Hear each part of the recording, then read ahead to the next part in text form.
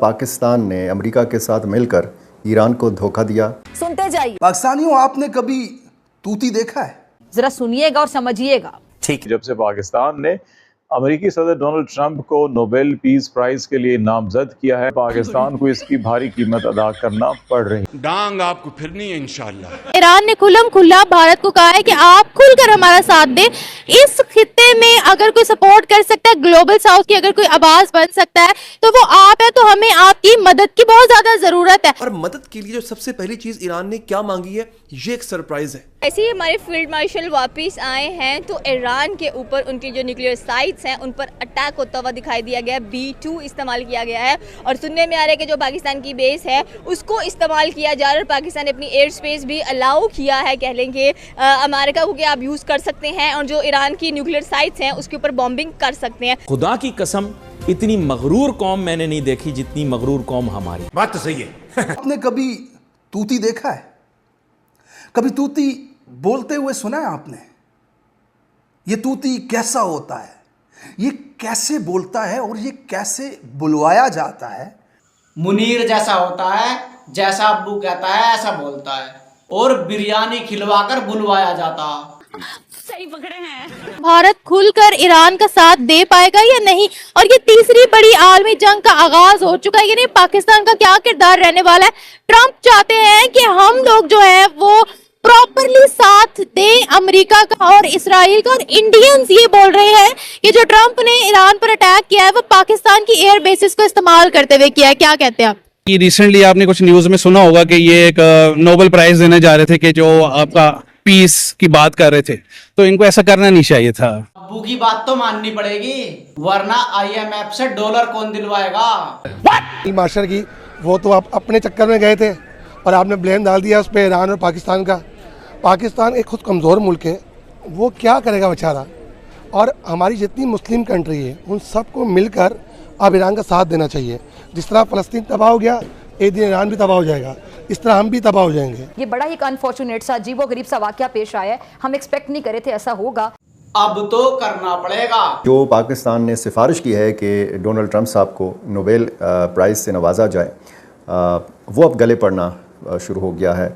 और ये सिलसिला जो है इस पर बात हो रही है। पाकिस्तान के सियासी रहनुमा, पाकिस्तान के सोशल मीडिया सारिफिन, यानी अवाम की नुमाइंदगी करने वाली जो एक बड़ी तादाद है सोशल मीडिया के ऊपर, वो ये सवाल उठाने लगी है कि क्या ज़रूरत थी कि डोनाल्ड ट्रंप जैसे शख्स को नोबेल इनाम के लिए नामज़द किया गया या इस नामज़दगी की सिफारिश की गई पाकिस्तान की तरफ से। अब उस आला दिमाग को ढूंढा जा रहा है जिसने ये तजवीज़ पेश की थी कि इस किस्म की सिफारिश की जाए। अब ज़ाहिर है कि हमने तो उस तनाजुर में शायद ये फ़ैसला किया था पाकिस्तान ने कि ज़रा तपाया जाए हिंदुस्तान को। बाप को भेज, तेरे बस की बात नहीं। भिखमंगे भी हिंदुस्तान को दबाने की कोशिश करने लगे। जब हिंदुस्तान तुम्हारे अब्बू अमेरिका की ना सुनता तो तुम कौन से खेत की मूली हो? कि क्या पाकिस्तान ये जहाज ईरान को देगा? और अगर देगा तो पाकिस्तान बराह रास्त इस जंग का हिस्सा बन जाएगा। ये कोई माने या ना माने, अमेरिका पाकिस्तान को नहीं छोड़ेगा, बदला लेगा। पाकिस्तान पे मुश्किल वक्त आएगा।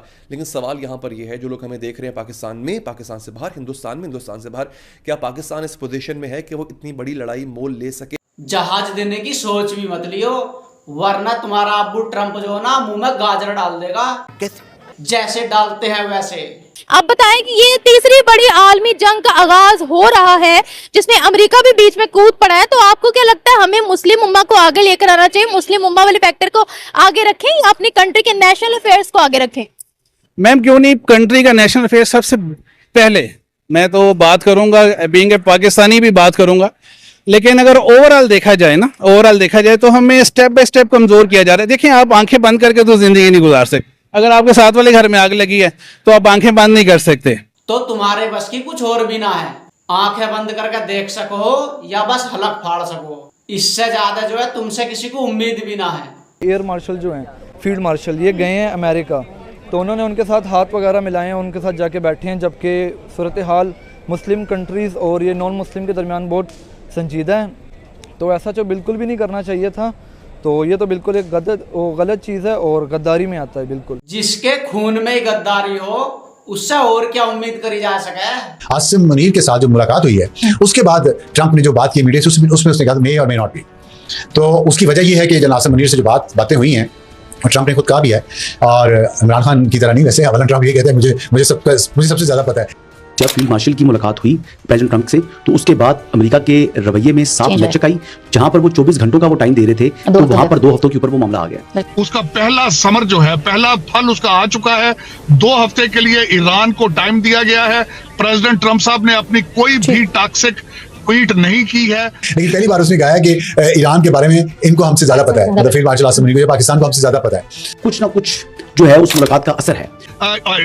इस वक्त हमारे फील्ड मार्शल साहब पूरी उम्मीद है कि वो ईरान के साथ एंगेज करेंगे, डायलॉग करेंगे, और प्रेसिडेंट ट्रंप साहब जो है इजराइल से करेंगे। इनकी बातों से तो भाई साफ नजर आ रहा, ट्रंप ने जो ईरान को 24 घंटे का समय दिया था वो सही था। 2 हफ्ते वाली बात तो ट्रंप के पालतू ने जो है ना बिरयानी खा कर फैलाई थी।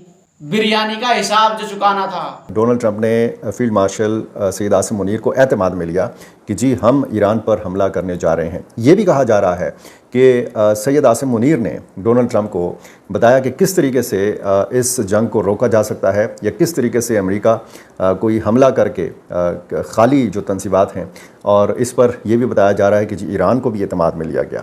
यानी जितने स्क्रीन के ऊपर आपको चेहरे नज़र आते हैं, जितने मुंह हैं उतनी बातें हैं, उतने ख्यालात हैं। पाकिस्तान और अमेरिका ने मिलकर ईरान को धोखा दिया। वैसे एक बात समझ नहीं आ रही, मुनीर को बिरयानी खिलाने से पहले अमेरिका ने ईरान पे हमला क्यों नहीं करा?